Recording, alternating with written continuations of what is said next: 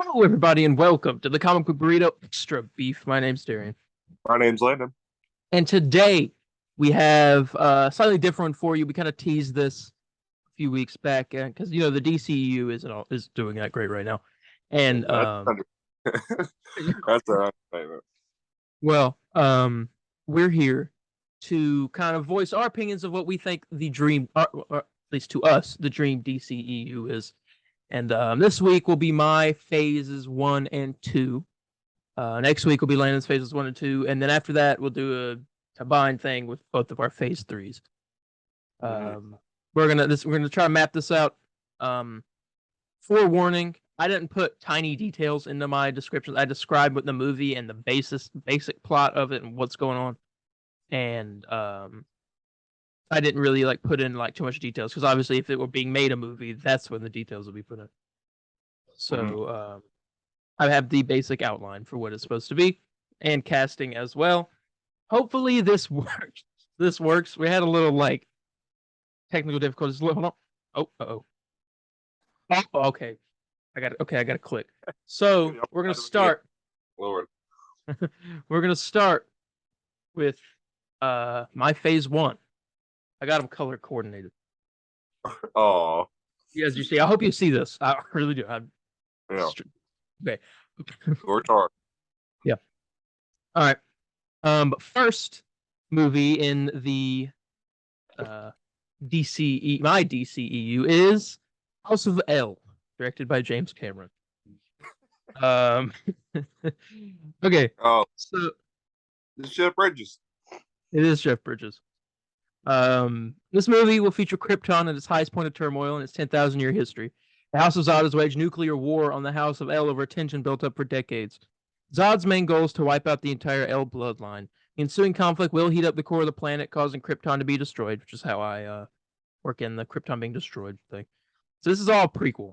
And it's not before Jor-El and Lara Lorvan send their 8-year-old son, Kal-El, off in an escape pod to a small town on Earth called Smallville, where they hope the House of Zod will not find him. That's where I kind of go off from what it normally is, because I made Clark 8 years old in this instead of a baby. Oh, he's 8 when his planet's destroyed. Yes. Oh, okay. That's a pretty okay. So he's still got some memory, but not much of his home world. This plays in also because of stuff I do later on with another hero, and I wanted him and that hero to be close to the same age. Yeah. And it wouldn't have been weird if it was. All right. But Jor-El will be played by Jeff Bridges, and General Zod will be played by Carl Urban. I wanted Zod to be a little bit younger, just because, he'll be back. Yeah. So I didn't want my original casting for him was Jeffrey Dean Morgan, and then I was like, it's too old for Zod. Yeah. Okay. I like it though. I like the casting. Made because Zod, I think, is, if I'm getting this right, he's the brother of Jor-El, right? Cousin? I don't know. Brother? I don't know if I can confirm that or not because I always assumed they were. Yeah. So then, if that's true, in my world, they are okay. And Carl and Zod is the younger brother, more reckless. Yeah. Okay. Yep. So let's see. The escape pod crashes on Earth, and the Kents find it and take the kid. There's gonna be a time jump of 15 years in the film. We'll see Kal-El, now Clark Kent, shoveling dirt at a farm. He's noticeably older and a stubble. He's going to be played by Henry Cavill. Because who else? I mean, so I'm saying. He takes off his red jacket and nod to Smallville. I had to give him the Smallville outfit at least once. And he sticks the shovel in the ground as his mother calls him. He hangs the red jacket on the shovel and it blows in the wind, symbolizing Superman's cape. And that could maybe be the last scene of the movie or something. I don't know. There's a post-credit scene will show the words 15 years ago and a rain puddle on the ground, rippling with drops. 3 shadows pass over, then another after, and 2 gunshots go off and a scream into the movie. So 15 years, there's the 15-year time jump in the movie. So Clark is, 23.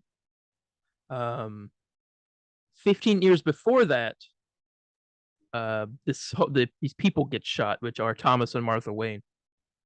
Yeah. And I'm setting up that, which would be the next movie, Batman Year One, directed by Derek Kolstad. Derek Kolstad did the John Wick movies. You saw what I think you see what I'm laughing. Yeah. I like the faux picture he chose. And yes, there was no other picture. oh yeah, I mean, that's I did want to point out let me go back. The House of L director is the one who did the Avatar movies, or the Avatar movies in December. Anyway, Derek Kolstad did the John Wick movies. The movie will be about Bruce Wayne, played by Jensen Ackles, Soldier Boy from The Boys, because come on.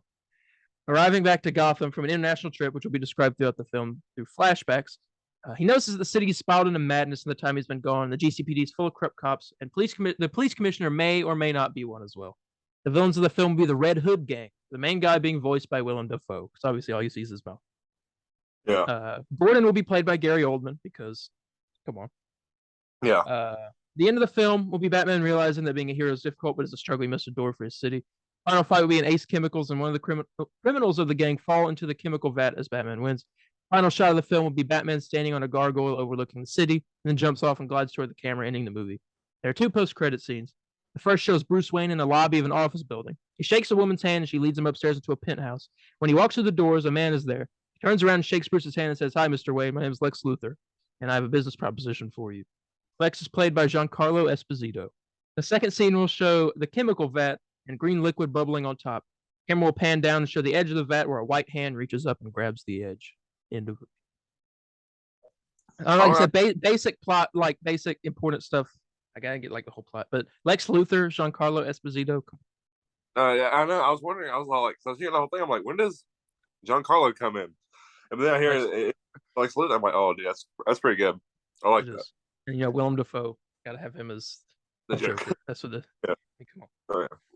But yes, that was Batman Year One. I try to name some of my movies off of comic books, but eventually I just get to the point where I'm like, you know what? No. Screw it. It's like I was gonna do Batman Year One and then the sequel would be Batman Year Two, but I was like, no, that wouldn't make sense. So. I like it. I love because the Red Hood outfit for Joker is probably like I like that outfit more than the freaking like regular Joker look sometimes. Yeah, the one he's got like just his face, like bottom of his face show. Yeah, I love it. Yeah, that's good. All right. Next is Superman, Last Son of Krypton, directed by Jon Favreau. Okay. All right, I'll get into this. So the movie star Henry Cavill is Superman as he gets a job in the big city of Metropolis after moving away from his home in Smallville, and he meets Lois Lane. Lois is played by Alexandra Daddario, who's at the top right up there. John Kent dies in this movie, and the villain of the movie is General Zod. It's revealed that he survived the destruction of Krypton and wants to kill Clark to finally wipe out the L bloodline. At one point, Superman and Zod will have a midair fight, and Zod knocks Clark unconscious, causing him to fall from the sky and land on a remote island called Themyscira. There he will meet the Amazonian army and Princess Diana and Queen Hippolyta. Princess Diana is played by Haley Atwell. My Wonder Woman is Haley Atwell. Oh, okay. The final fight will be between Superman and Zod on Themyscira with help from Diana. The movie ends with Clark asking Lois on a date. First post-credit scene is Superman arriving back to Themyscira to thank the Amazonians and tell Diana that if she ever wants to be a hero to come see him.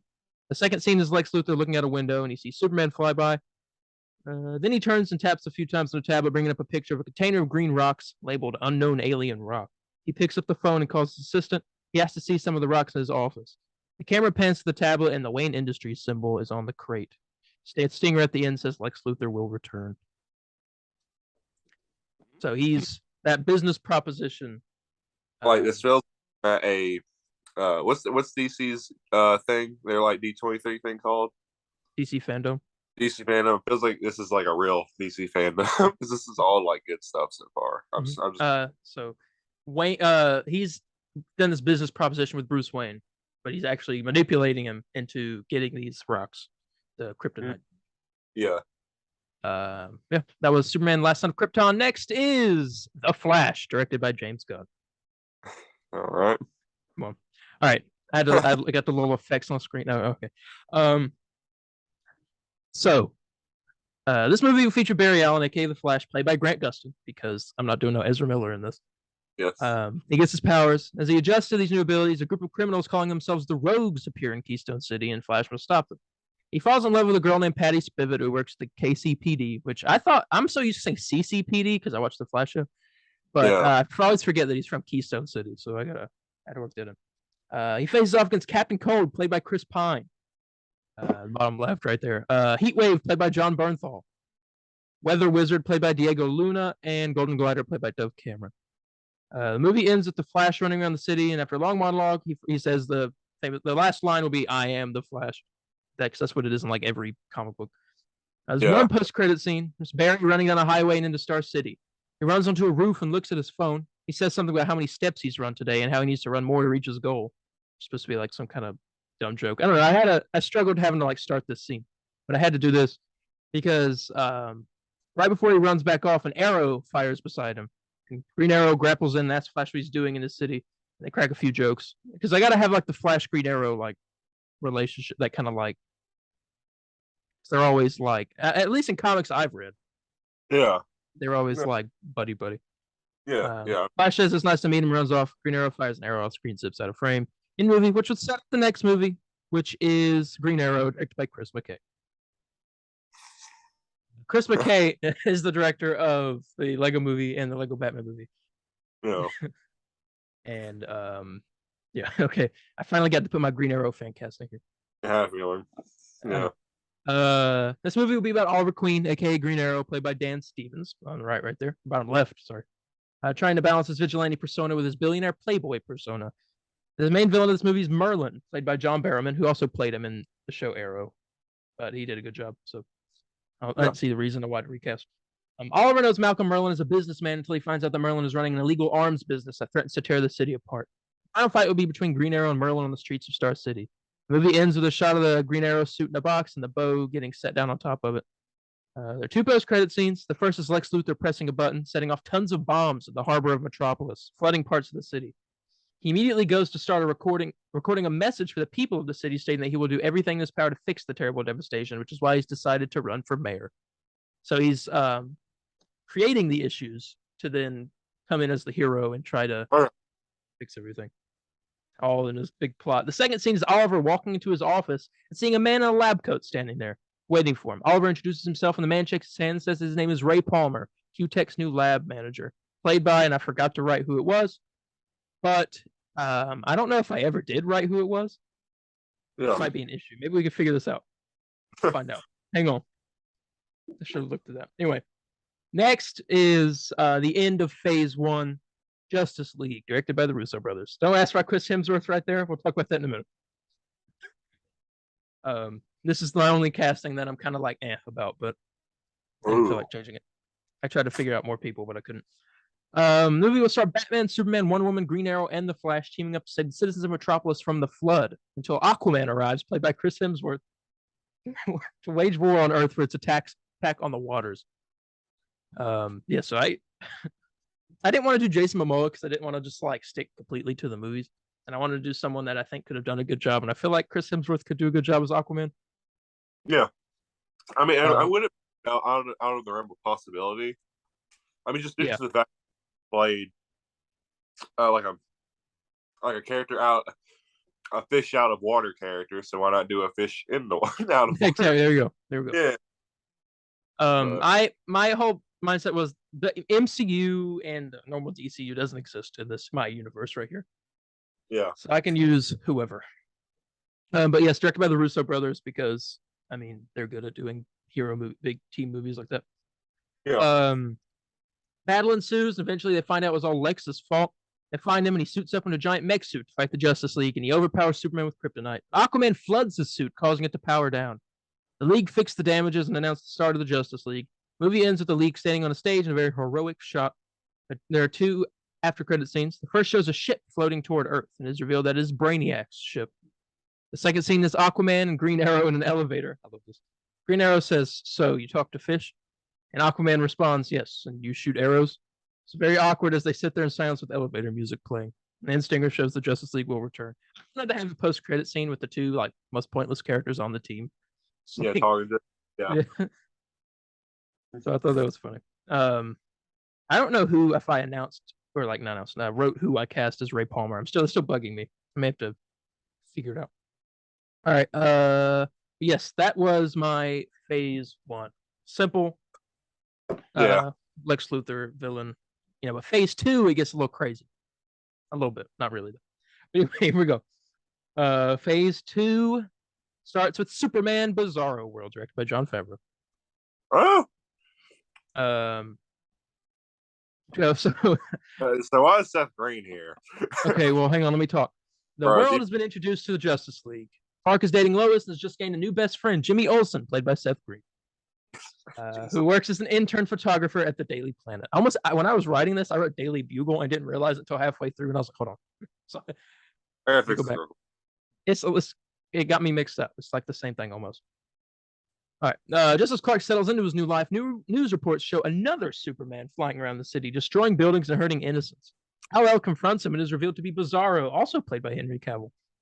After a conversation, they break out into a fight where Clark realizes that he's equally matched and goes to the Fortress of Solitude to speak to an AI of his father, Jor-El. After being encouraged, he hears his mom calling his name, and in a panic, he flies to Smallville where Bizarro has captured Martha Kent. Bizarro and Superman fight, and they end up outside. Bizarro knocks Superman to the ground and stuns him, and shoots his flame breath into the house. I completely forgot that Bizarro had flame breath and like ice vision in his eyes. Yeah, I forgot. So I had to. I almost put like just lasers, and I was like, no, that's not.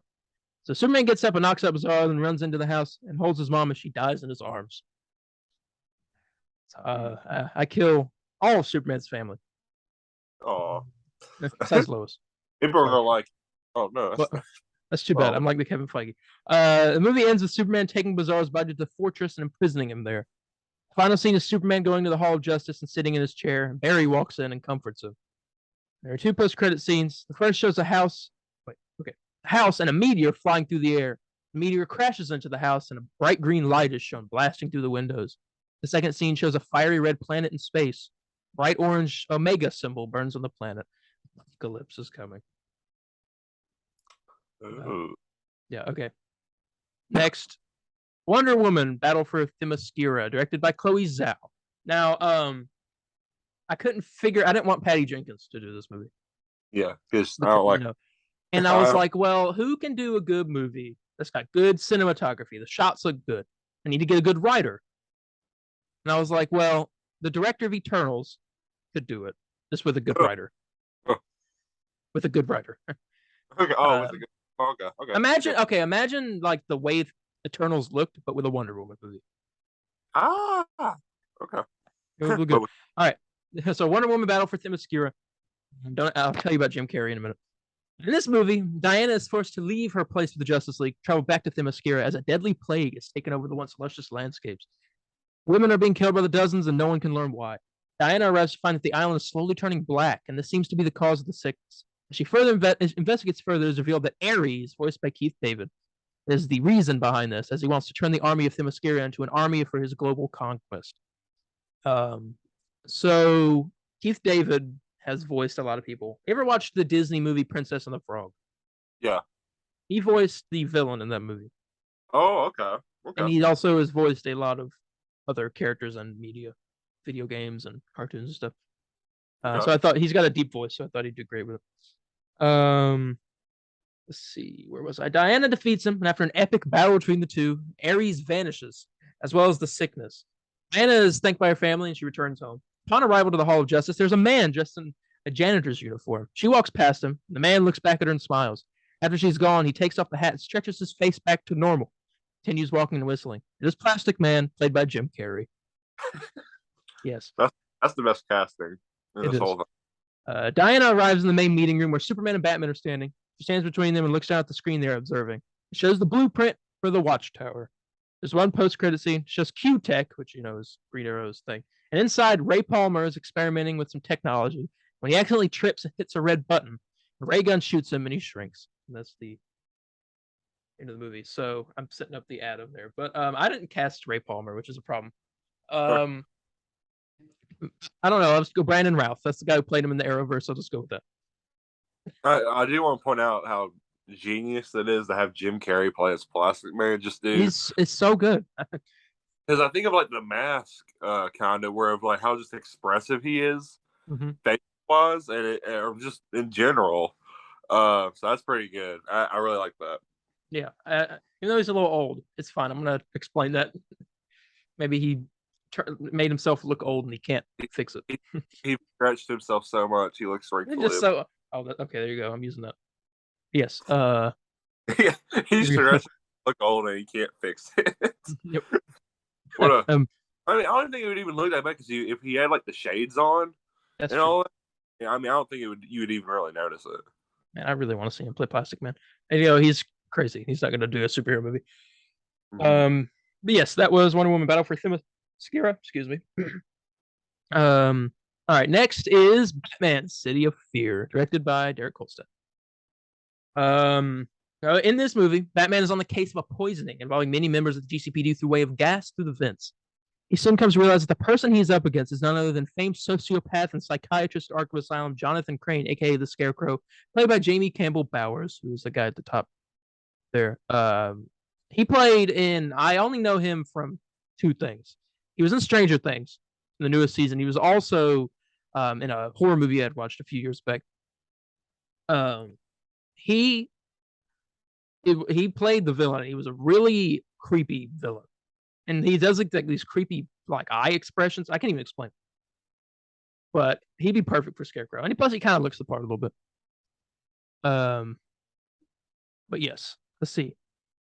Gotham has heard the rumors of the sadistic experiments done by Dr. Crane, but no one has had hard proof. After a brief interrogation, Batman is induced to fear talks, making him hallucinate his parents and the entire Justice League dead. That's my little like nod to that Tony Stark scene in Age of Ultron. Yeah. After waking up, he finds Crane holding a room full of drug inmates hostage, donning his classic Scarecrow attire. After a big fight between the two, Batman throws Scarecrow in a cell and tends to the inmates. Gordon thanks him for his help and introduces him to a new friend of his, D.A. Harvey Dent, played by John Hamm. The there's just down there at the bottom right. The movie ends with Batman sitting down in the Batcave, silhouetted by the light of the Batcomputer. There's one post-credit scene, shows a factory. Inside, there are a crew of thugs dressed in a colorful attire. One of them breaks open a crate, and inside there are guns. He turns around and looks at someone and is revealed to be the Joker, played by Willem Dafoe. Joker says, "Let's bring it to the bat," and cackles maniacally. Okay. All right. I really want to see Willem Dafoe's Joker. That's all I want. Okay. I do too. don't remind me of something I can't have, most likely. Yep. All right. That was 3. Number 4 is The Flash Finish Line, directed by James Gunn. So I had a little bit of problems trying to flesh out the story of this movie because I couldn't figure it out. Mm-hmm. But I hope I kind of got a basis down. It's really not that important of a movie, to be honest. Yeah. In this movie, Barry and Patty break up. She moves to Metropolis, and Barry buries himself in his new job as head CSI at KCPD. He meets Iris West, daughter of the police captain, played by Karen Gillan. Down there at the bottom, Nebula. But before he has, I tried to get a girl with red hair because that's what she has in the comics. Yeah. And she was. I feel like she could do it. I feel like you can do it because you have red hair. Yeah, like, I mean, well, she can act. She's been in stuff. Before he has a chance to get to know her. Yeah. Before he has a chance to get to know her, a streak of red lightning flies to the office, grabbing her and leaving. Barry chases after it, and they come to a stop on top of the tallest building in Keystone City. The red streak is revealed to be the Reverse Flash, played by Anthony Starr. Come on. Homelander? Homelander. After a long conversation, Reverse Flash drops Iris off the building. Now, I don't set up much of Reverse Flash's story and like why he's doing this in this movie. That's for a later date. Yeah. Iris. Okay, so after a long conversation, Reverse Flash drops Iris off the building, causes Barry to run after her. Reverse Flash knocks him away, and Iris falls to her death. Distraught, Barry runs. He cries and doesn't stop running until he runs so fast he travels back in time and ends up where he was on the roof. For the rest of the movie, Barry is trying to save Iris, and eventually he does. It's like a time loop movie now. He's just like constantly trying to fix this and figure out a way to save Iris. Barry, I skipped something there. He's trying to save Iris, and eventually he does, and he has a giant fight with Reverse Flash, in which Reverse Flash runs through a portal, disappearing. Barry and Iris start dating at the end of the movie, and the final scene is a shot of a mirror rippling. I'm setting up Mirror Master. There are 2 post-credit scenes. The first is Barry sitting in his lab at KCPD when he gets a piercing headache and sees a vision of a city full of gorillas, an army coming to Keystone City.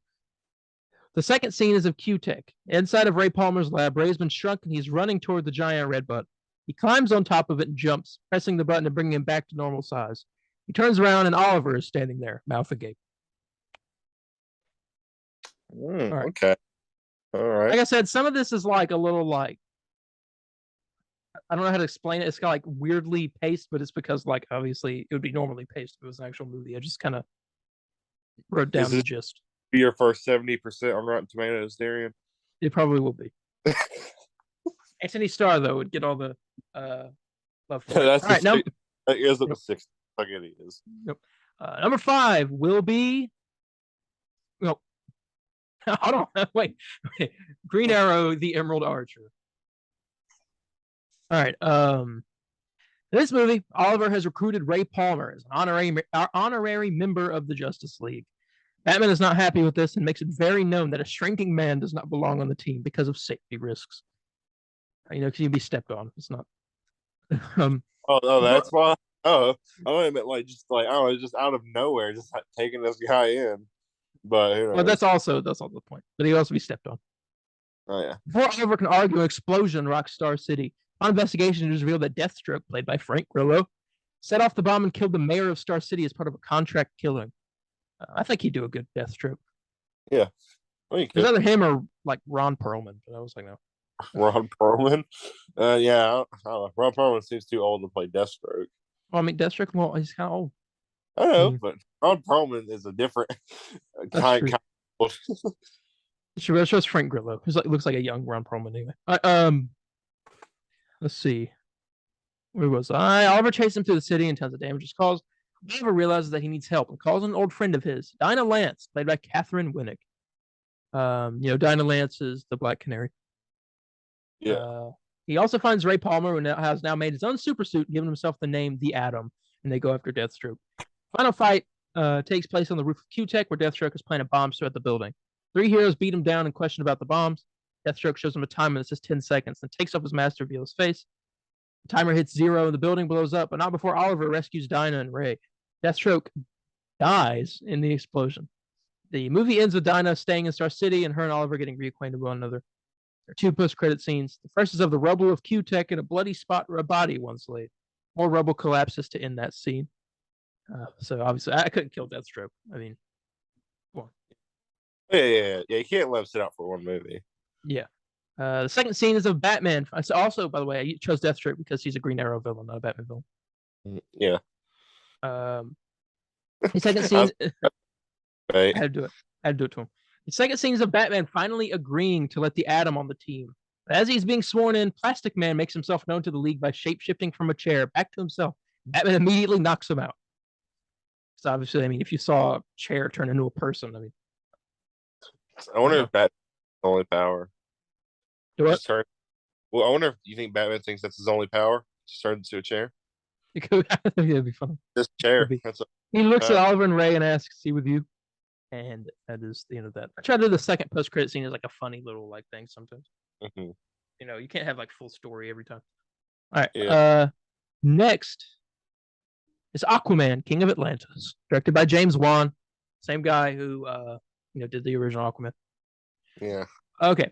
So in this movie, Aquaman returns home to Atlantis, where he is shunned by his family for taking sides with the humans during the start of the Atlantean-Human War. Mira, played by Emilia Clarke, top left. She's also playing in the Secret Invasion show as somebody, but I don't know who. Mm-hmm. She takes Arthur's side and tells him how King Atlan, Aquaman's father, played by Clancy Brown, top right. Let's see, where was I? Just completely lost where I was. Is preparing an army to destroy the land dwellers. Aquaman confronts his father and they fight. King Atlan defeats Arthur and sends the Atlantean army after humanity. Aquaman stops them by creating a wall of fish surrounding the army, stopping them from moving. Arthur fights Atlan, defeats him. King Atlan is banished from Atlantis and is forced to give his trident to Aquaman. Arthur is given the title of king and he sits on his throne. There are 2 post-credit scenes. The first is of Orm, played by Patrick Wilson, sulking after his brother was given the throne instead of him.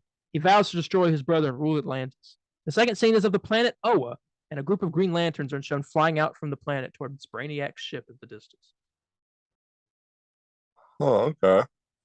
I know I'd bring in. Now this defeats the point of having Night Owl ever show up.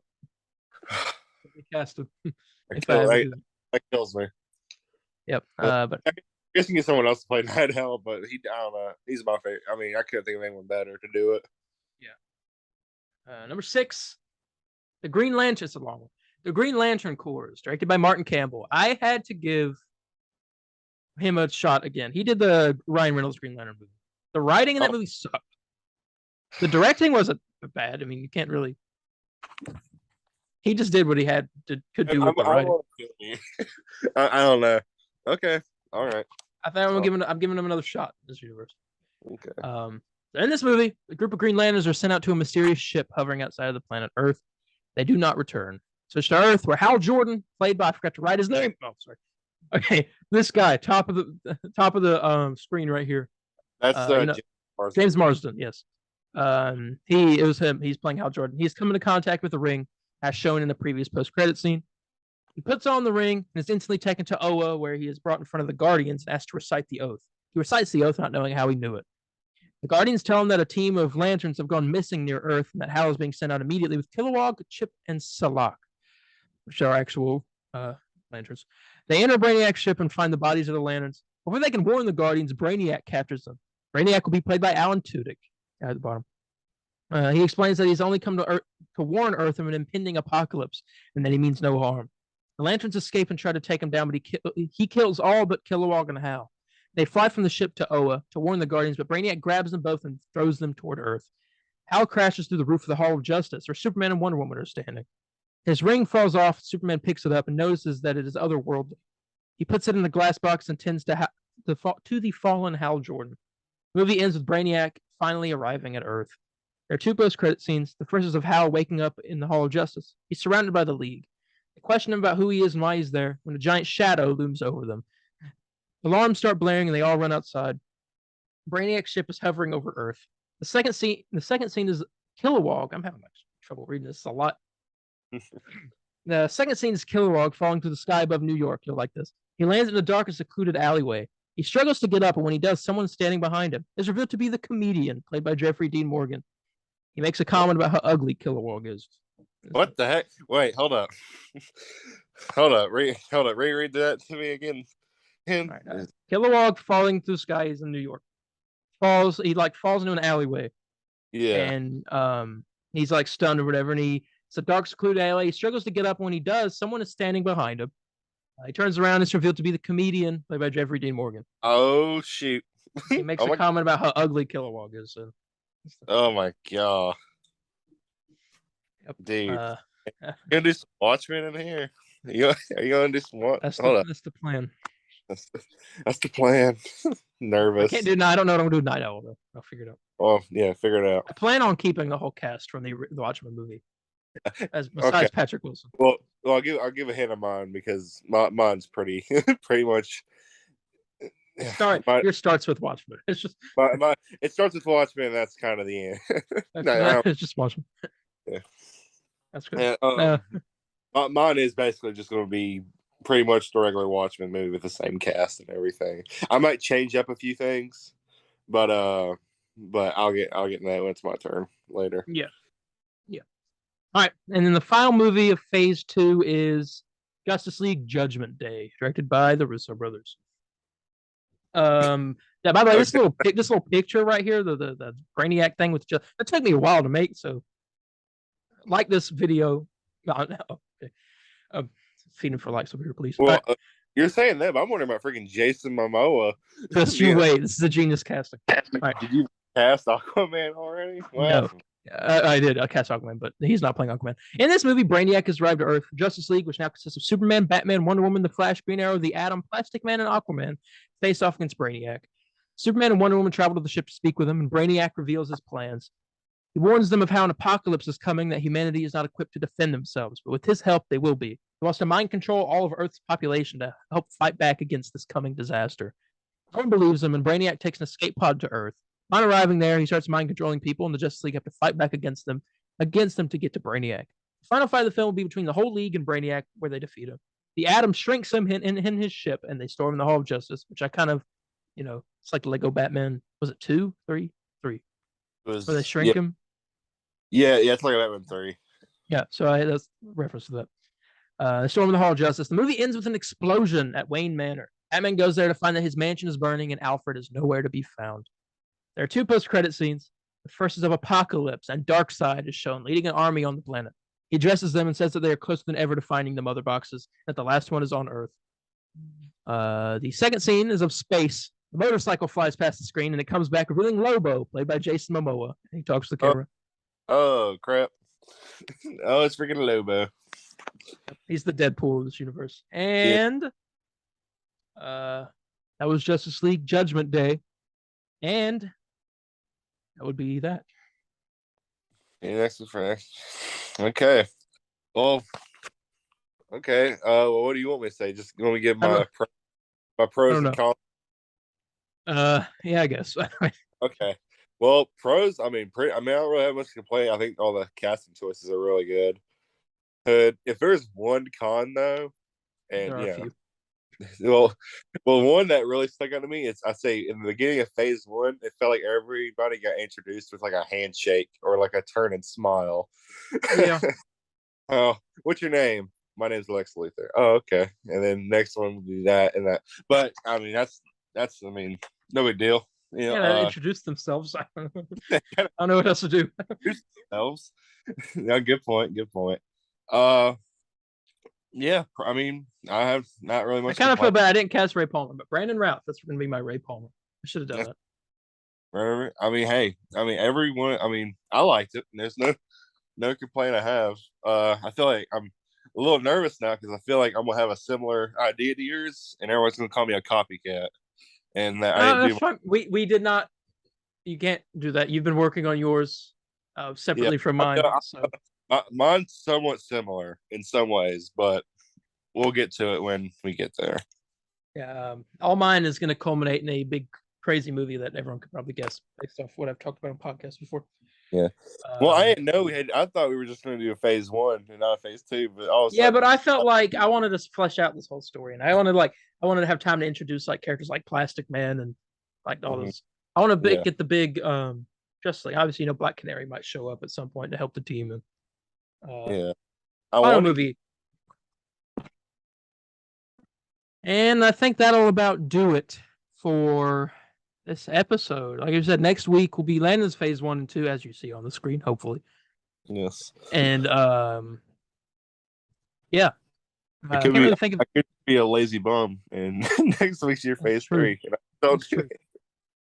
That's true. You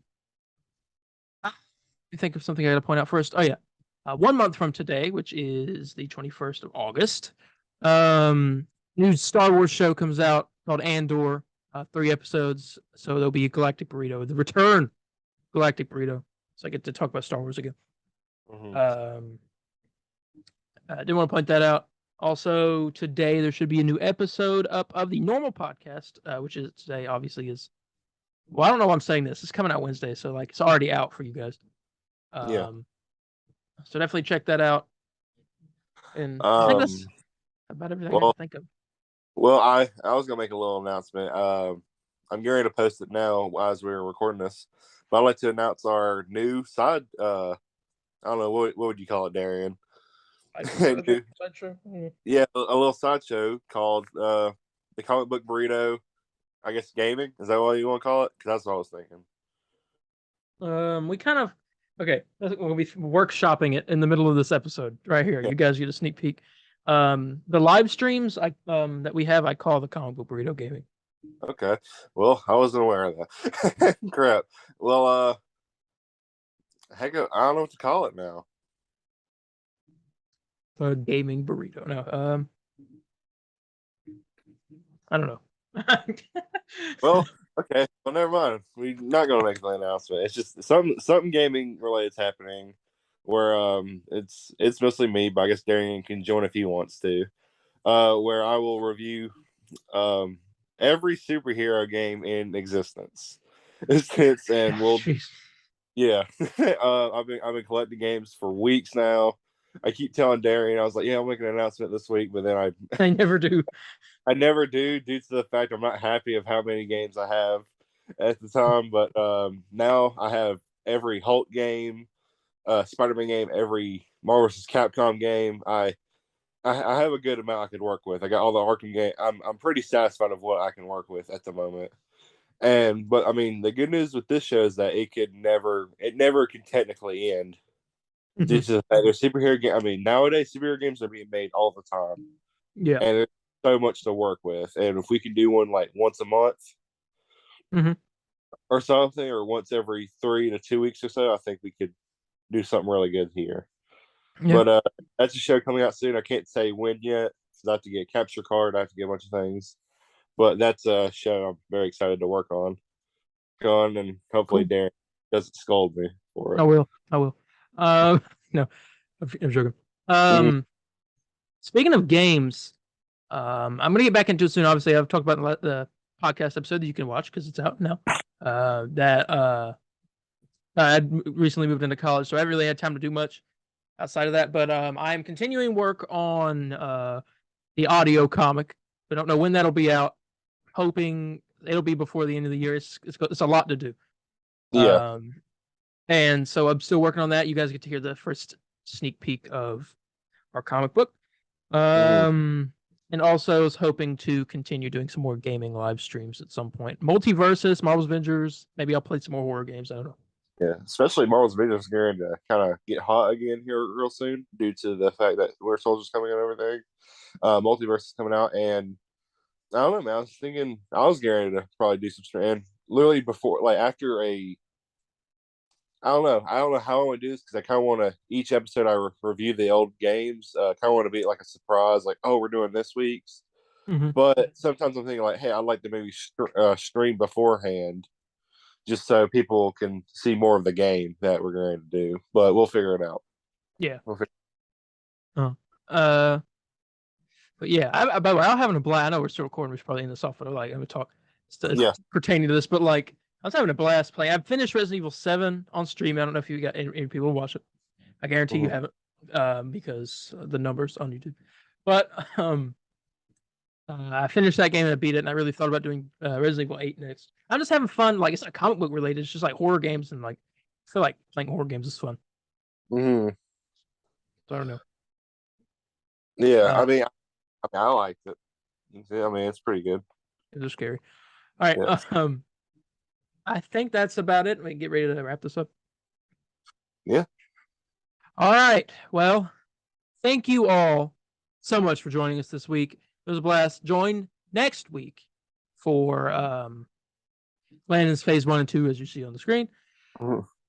And yeah, I guess that's about everything I got to say about that. We're ready to get out of here, so we're gonna go. Bye, guys. See ya. All right. Yeah. I think that's about it. We can get ready to wrap this up. Yeah. All right. Well, thank you all so much for joining us this week. It was a blast. Join next week for Landon's Phase 1 and 2, as you see on the screen. Mhm. And yeah, I guess that's about everything I got to say about that. We're ready to get out of here, so we're gonna go. Bye, guys. See ya.